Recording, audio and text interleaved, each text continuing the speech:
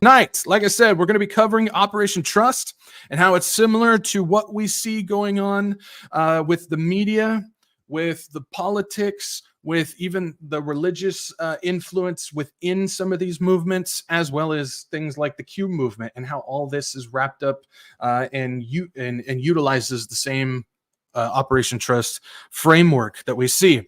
And one of the major elements of mind control and psychological warfare is using the people's own bias against themselves, something that is often used throughout history. Now, this is a very subtle form of mental manipulation. And this is one that's probably the most dangerous. And I've talked about this on other podcasts that I've done, but this is one that I really want people to understand. This is something I've spent a lot of time looking into. Again, I've dived into a lot of the psychological stuff. I don't recommend people doing it. It's a very dark and evil space, which is why I don't really necessarily get into that subject itself, just kind of branches of it. But one of the biggest things with mind control is using people's own personal bias against themselves. And why that's such a key element is because everybody knows the quote of just slipped my mind all of a sudden. Everybody knows the quote of getting somebody, deceiving somebody is easier than getting somebody to believe that they've been deceived. And the reason that that's so difficult has to do with they don't want to tell themselves that they're deceiving themselves. And that's one of the biggest things, because it's actually easier to get somebody to believe that somebody else deceived them. But the next level is, how do you tell somebody that they're deceiving themselves? And a lot of it has to do with pride. A lot of it has to do with a blocking of information that they don't want to hear or don't agree with, and usually has something to do with a personal belief that they've had their entire life and they don't want to believe any other way. It's not that they're not willing to, it's just they don't want to. And so they just block any of that out. And so Operation Trust takes that and uses it and elevates it to take people's personal biases already and uses it against themselves to make sure that they are doing exactly what that puppeteer wants them to do. Or in this case, it would be the Marxist Bolshevik party that was going on. And so I talk about this a lot, where I'll just try and give an example on this. We have, I don't know, I'll just try and make it easy and ridiculous. Say somebody has the belief of, okay, ice cream or chocolate ice cream is an evil ice cream. I'm just, like I said, simple and easy to understand, as ridiculous as it is. Chocolate ice cream is actually evil. I'll take it from the liberal mindset. Chocolate ice cream is racist. It's a racist ice cream. And if somebody has that belief, and somebody else comes to them, and I go to that person, I say, it's not racist because it's actually representing a skin color that you believe is racist. Well, the fact is that person who's been told that it's racist, that's now what they believe, and they're going to dig in further on their argument, even if you present facts, because they are now deceiving themselves, because everybody knows that that's not true. Chocolate ice cream is not racist. Everybody knows that that's not true. So if I present facts to this person showing that it's not, in fact, a reality, it's not, in fact, true, they're still not going to accept it, because they are deceiving themselves at that point. They have their opinion. They have their personal bias already, and nothing you present to them is going to change it. And this is what I mean when it comes to somebody's personal bias is going to do that. So most of us have been raised up in a conservative Christian type of mindset. And so whenever somebody brings evidence to us that is actually factual, that points out something within our area that we believe is actually false, we're inclined not to believe it. And we're inclined even sometimes to come up with our own excuses to not believe it.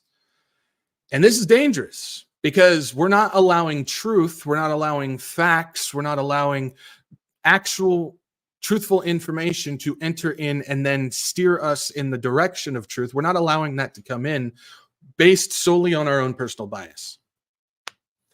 Does that make sense? I'm trying my best to try and describe it in simple ways, but ultimately, sometimes we will reject information about somebody or a movement or an event or something like that. We will reject factual information based solely on the fact that we don't want to hear it because we don't agree with it, because it goes against what we already preconceived as our truth. And this is where that my truth, your truth type of stuff comes from that's been so extreme lately. And so that is ultimately one of the roots of this Operation Trust that we're going to get into. It has to do with psychological warfare, using people's own biases against themselves. And so I believe this is something that is heavily being used today. Heavily. I have personal interaction with this, actually. Now, before we get into it, let's go back in history, back to 1917. And it's a revolution called the Bolshevik Revolution. Or the October Revolution. There's several names for it, but I just know it as the Bolshevik Revolution, which was the beginning, at the beginning, which was being led by Marxist Vladimir Lenin, or his proper name, Vladimir Ilyich Ulyanov, born 1870. Died 1924. He was a heavy person who was taking the rule books of socialism, communism, and Marxism and applying them together. Ultimately, we know communism and socialism are just roots of the Marxist belief system and all that stuff. They're all kind of interchangeable with how it works. But this dude was one of the leaders of the Bolshevik Revolution that was going on. Now, Lenin was, again, leading a revolution in Russia to bring down the communist czars that were currently leading the country.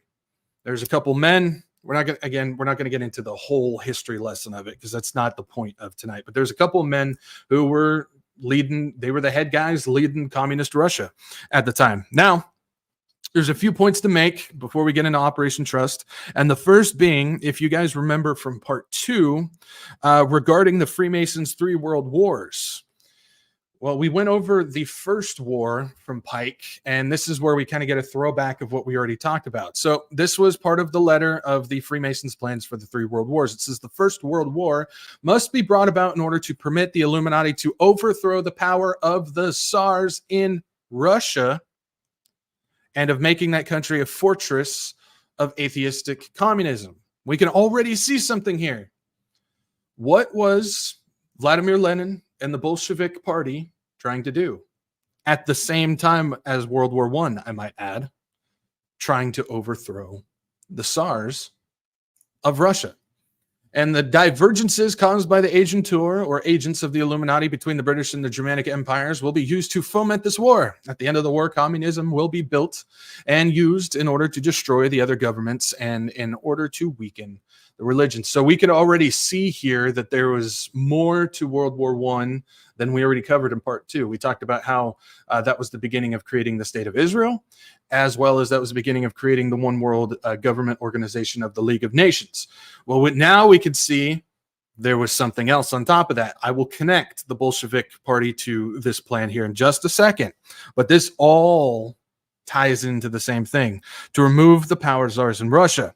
This is exactly what the Bolshevik Revolution was trying to accomplish at the same time, which would come as no surprise when we find out that the revolution, the Bolshevik Revolution, was being funded by New York City and London bankers.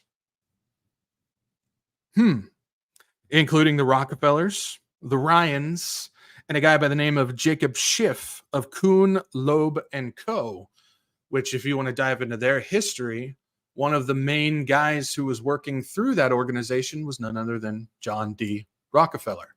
These guys were funding Lenin and the Bolshevik Revolution in order to topple the czars that were currently in Russia, exactly as the Freemasons were trying to do, who was also helping create the League of Nations. I've talked about how the Rockefellers and Woodrow Wilson, that was their plan with him, as well as the Rothschilds and the London bankers who helped establish the State of Israel at the same time. We all starting to see how all these dots are all connected by the same people. You know the saying, all wars are bankers' wars? Even Bolshevik revolutions. Imagine that. With over 20 million, think about it, at this time, Early 1900s, 20 million. Think about how much that is. With over 20 million in funding, a revolutionary named Leon Trotsky helped lead the Bolshevik uprising. Here's Leon. Doesn't he look like somebody you want to invite over to your family dinner? His real name, of course, is Lev Davidovich Bronstein. He was born in 1879, died in 1940. Why does he play an important role in this? Well, he received about 20 million in funding to help keep this revolution rolling. But not only that, he was miraculously given an American passport approved by none other than Rockefeller's stooge, Woodrow Wilson, during this time.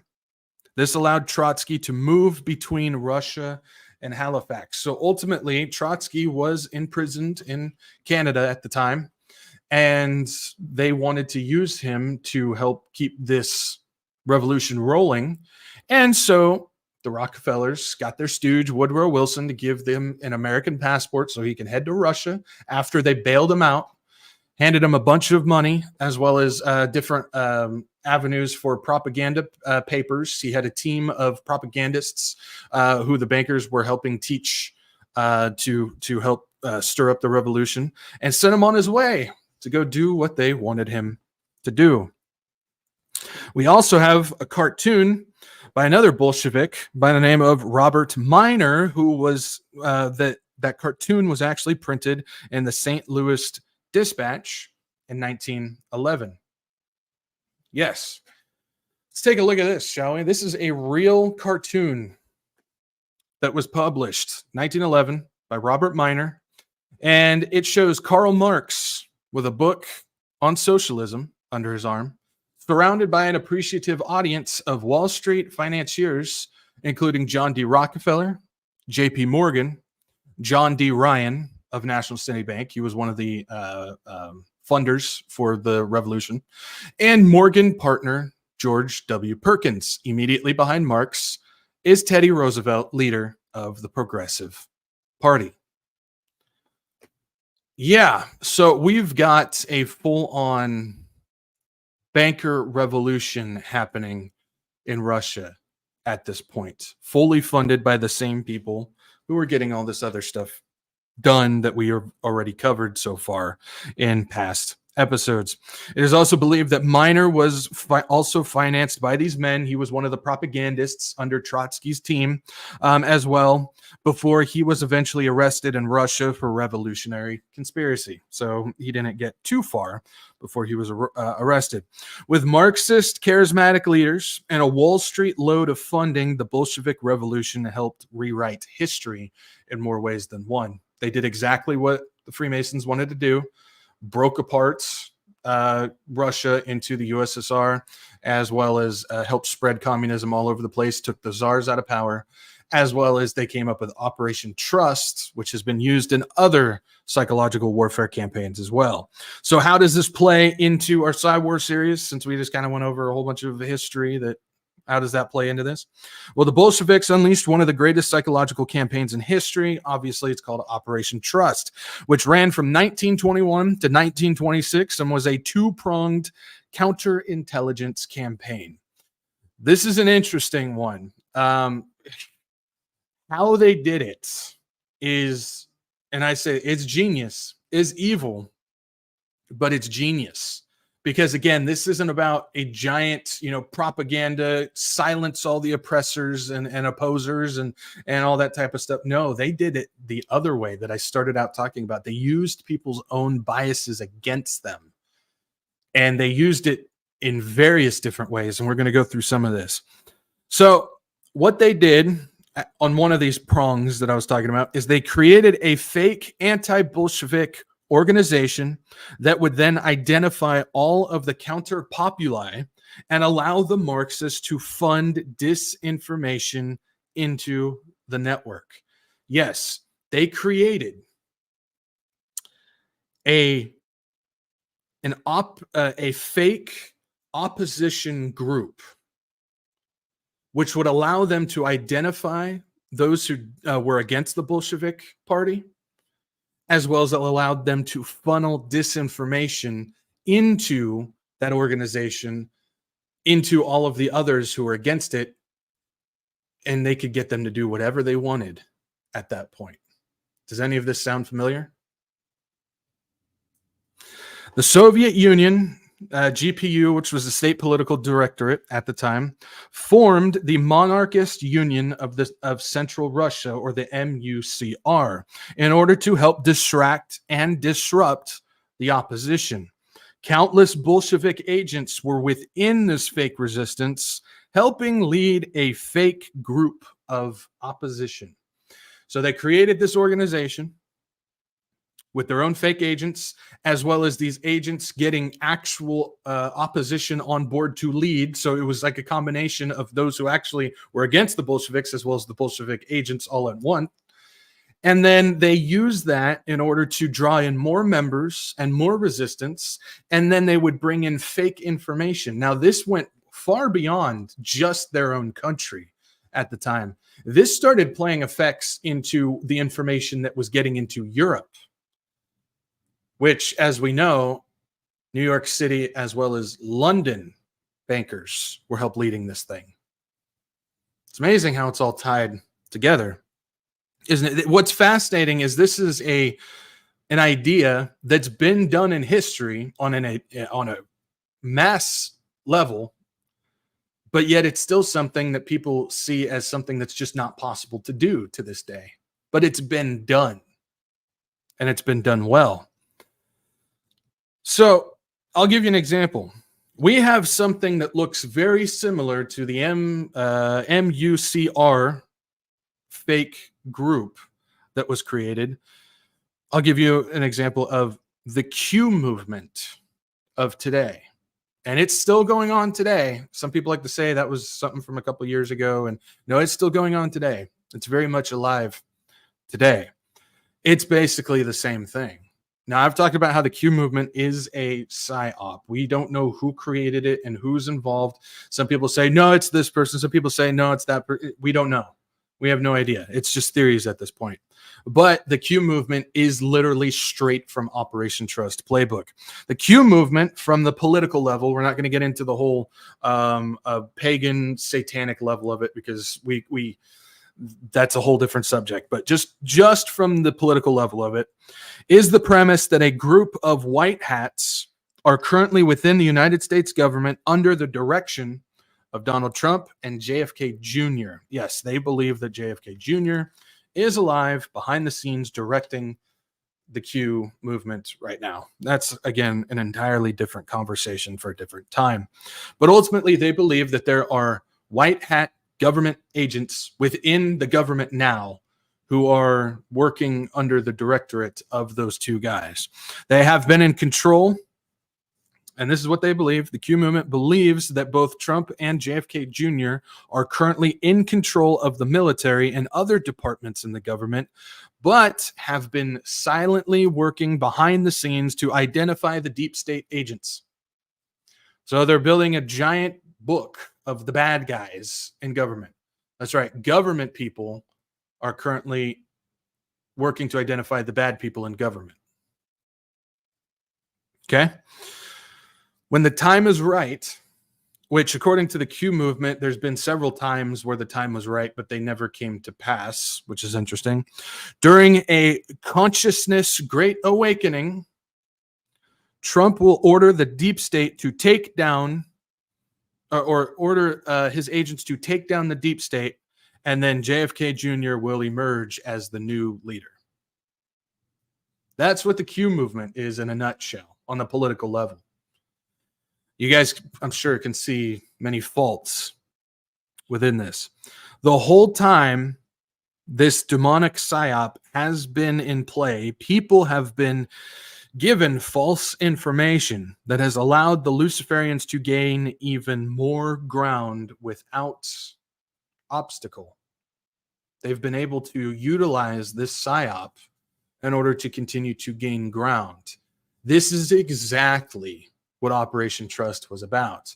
The Bolsheviks created the fake opposition in order to keep those within it spinning their tails, distracted, looking at bad, false information that's just not true. All the while, they're able to gain more ground and more power and continue to get their agenda going even further because they have this other group just keeping their tail spinning.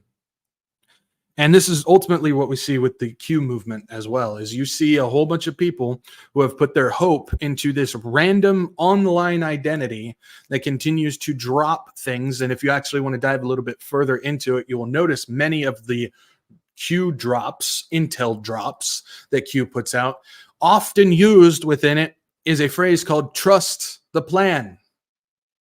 Trust the plan. And trust is all capital. But people aren't recognizing it. You'll see it all over the place. Because what is being done is exactly what Operation Trust was back in the day.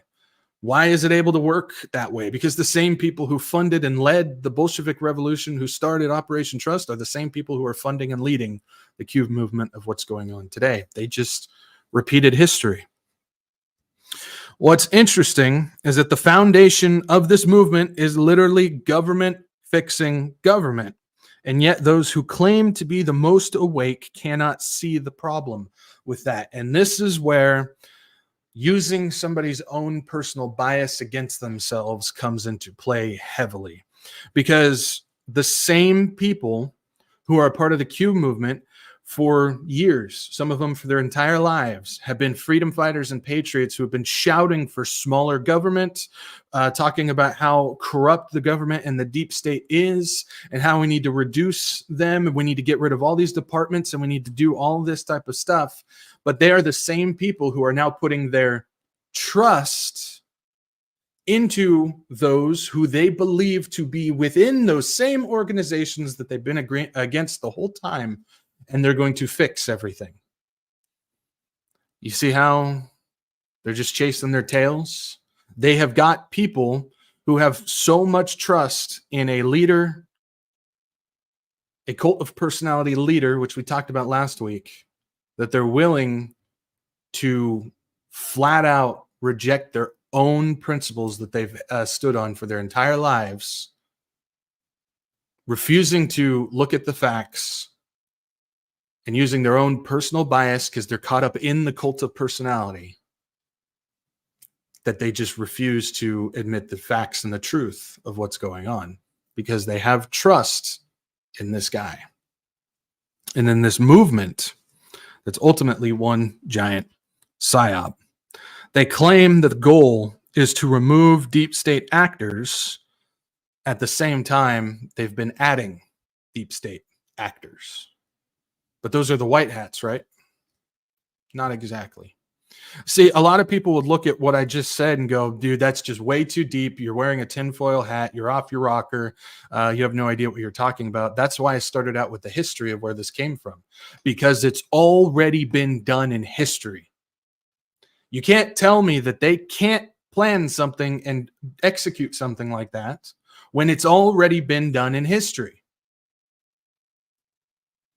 But again, they count on you to reject history in order to counter exactly what they're doing. That's why I wanted to start out with the history on this, because it's very key to understanding that this isn't just a one-off, crazy conspiracy theory. No, it's been done, and it's being done today. It's being done today. What we see with the Q movement is the modern day Bolshevik trust operation. It's been done. Now, the other aspect, I said this was multi-pronged. This is where things, if they haven't already been crazy, hopefully I'm explaining it clear enough. Sometimes it makes sense in my own head, but I can't necessarily explain it very well. Hopefully it makes sense, but let's go ahead and get into the next prong. And we're going to start off with this quote by Vladimir Lenin, which tells us a lot. The press should be not only a collective propagandist and a collective agitator, but also a collective organizer of the masses.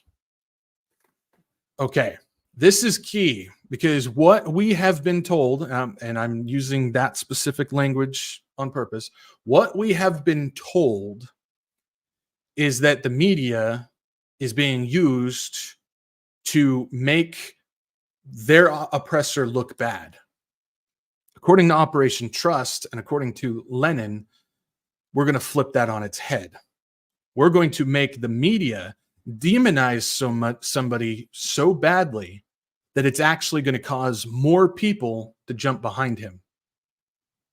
Now, what if that same person that they're demonizing and people are jumping behind, or as Lenin would say, a collective organizer of the masses, what if he is a part of that fake organization that they made? That's what we're going to talk about on this next prong. Another aspect of Operation Trust is to use the media to organize the masses behind a movement.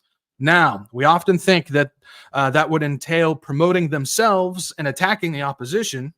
This is how most campaigns work. And it's true. Most media propaganda campaigns throughout history has been that. We're going to promote what we want people to follow, and then we're going to demonize the opposition because we don't want them to follow them. That's absolutely true. But when you have an entire history book that has been written in that direction, and then they have a chance to throw just one little thing in there that actually flips it on its head, people aren't going to recognize that. The Bolsheviks flipped it on its head by using the media and press to bring nonstop demonizing propaganda against themselves via the fake MUCR, which caused more support for the group. Why would they be doing that?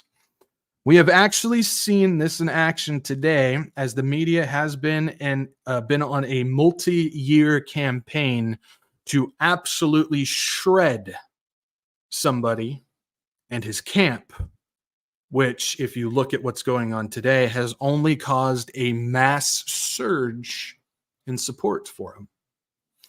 If they know, if they know that the media is being just absolutely disrespected and people don't trust them and people hate them and people are seeing through what they're doing with their media coverage, if they know that that's going on, why on earth would they continue to do the same thing that they've been doing, which is shred the same individual hourly on all the different media companies? You would think that they might change the playbook because, well, a lot of people are counting on the leaders being stupid.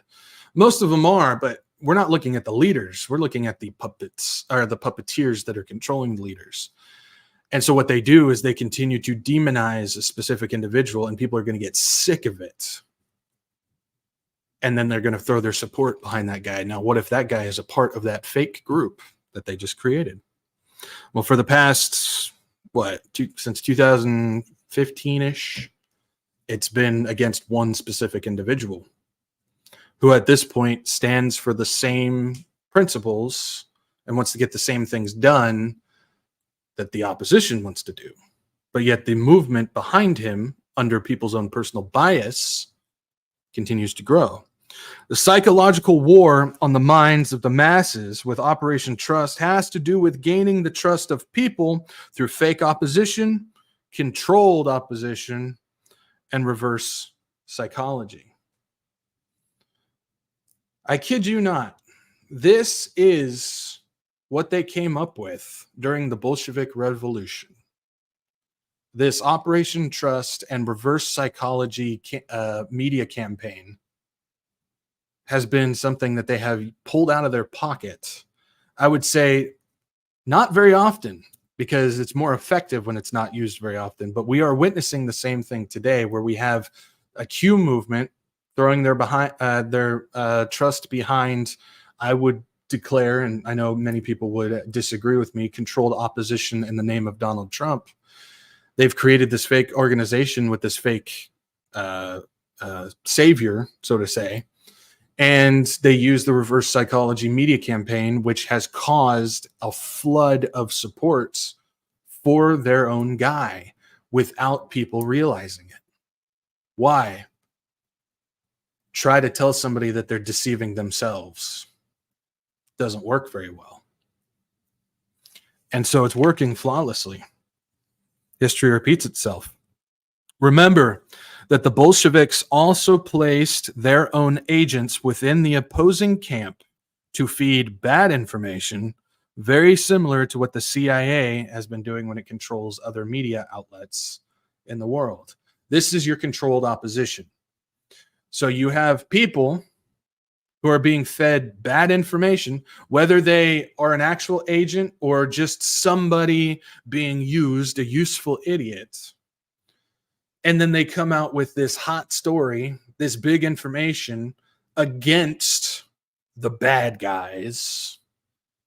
And those same people who have been following this fake organization eat it up. Why? Because it's information that they agree with. It fits within their circle, so they won't question it. And so when you have certain controlled opposition actors who continue to give these people that information, they tend to what? Well, they tend to begin to trust them. There's that word again. And so that's where they get all their information from. Now, the trick isn't to give them nothing but lies. Well, people can start to see through that over time. No, the trick is give them hot button truth information that they can only get from inside. And then every once in a while, you sprinkle in bad information to keep people spinning, keep them chasing their tails. You're just distracting them at that point. But they won't question the bad information when they continue to get fed good information from people that they trust. We have a lot of that going on today. A lot of that. Just go over to the Reawaken America tour and take your pick from the list of people on there, because I believe that entire organization, which I've talked about in the past, is completely fueled by a new age demonic Q movement. And it works perfectly because all those people on that list, whenever you talk to a conservative, patriot, freedom fighter, doesn't matter who it is, they tend to go, yeah, that person, yeah, they're good. I don't know. Alex Jones, Tucker Carlson, Charlie Kirk, Redacted, and a whole bunch of others. Just go take a look. They give out truthful information, but they also have been shown that they are not who we think we are, or who they think they are. Controlled opposition is a key to this, and feeding information into a group that has a personal bias that refuses to face facts. They'll believe anything that comes their way. Utilizing controlled opposition to keep you spinning, distracted, and influenced was part of the operation. We have many of these today who are designed to give them true information, but at the same time, they will give lies, propaganda, as well as political and religious influence. Again, go take a look at the list on the Reawaken America tour. See how many quote-unquote pastors are on that list. It's infiltrated the church. Why? Because they believe that most in the Christian church fall in line within that patriot conservative group. And so they're also going to eat up that information as well. Using people's personal bias against themselves is the trick here. And by stoking the fire, people will dig in further without questioning it.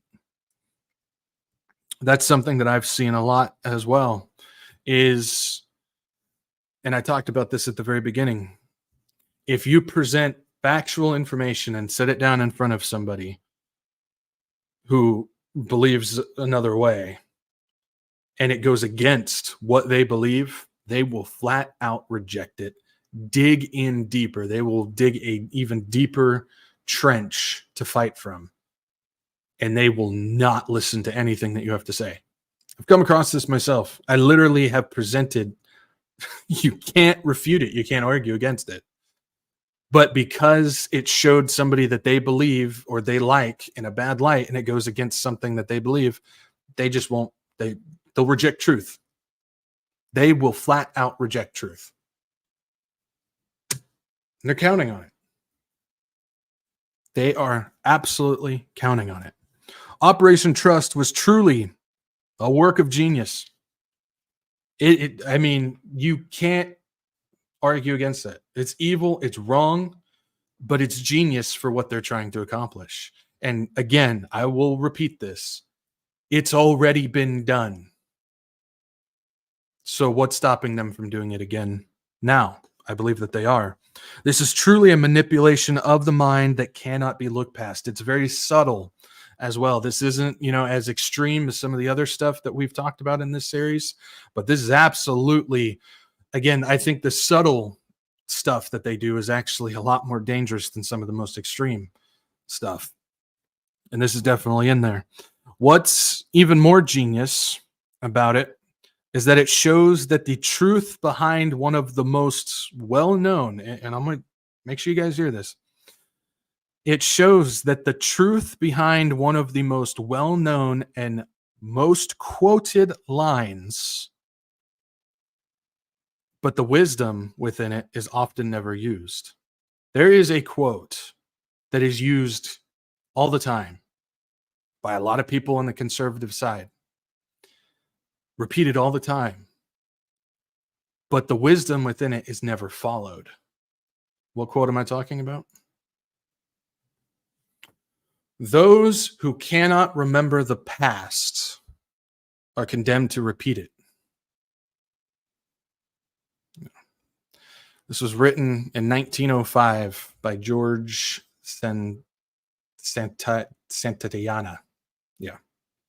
I can't even speak English. You want me to say that? The dude was Spanish American.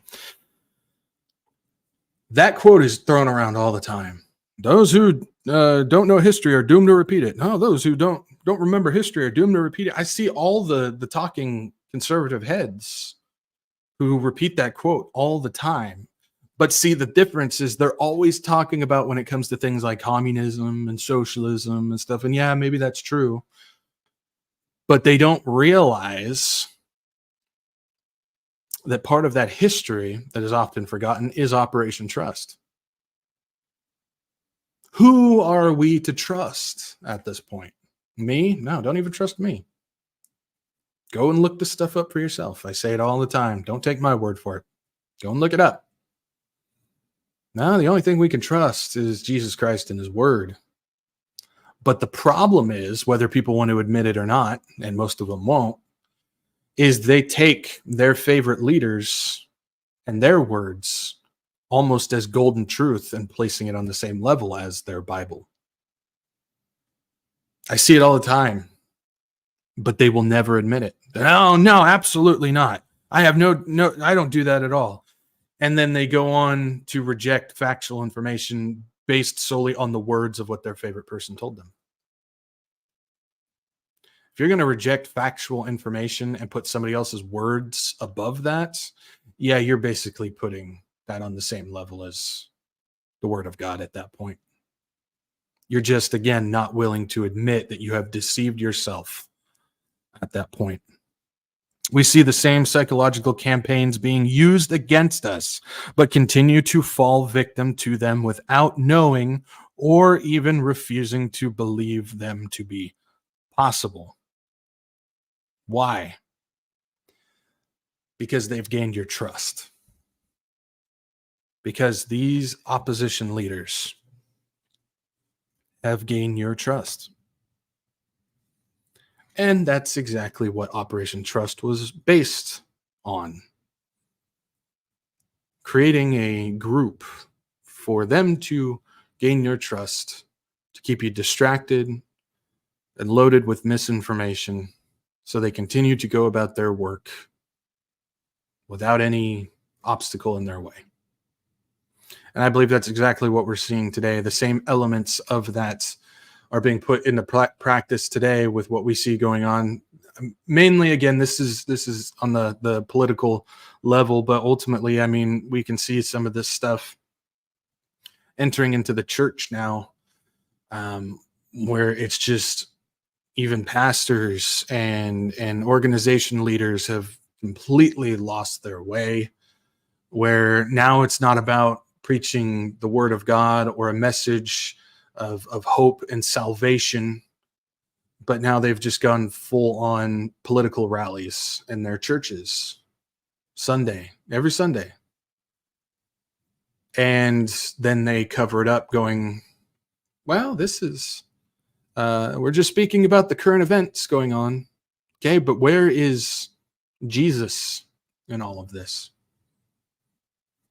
Where is it? It's not there, because I believe that not all of them, again, controlled opposition can be people who are fully under the control of them, but also just people who are just being used as useful idiots, who are leading mass groups of people into the wrong direction, using personal bias to do it. Don't you say anything critical about that person, because then all their followers will jump on you if you do, even if you present factual information. This is just ultimately a much, I would say, larger scale operation that's being put into play today. And again, as George said it, those who cannot remember the past are condemned to repeat it. Remember, Operation Trust happened. So why wouldn't they use it again?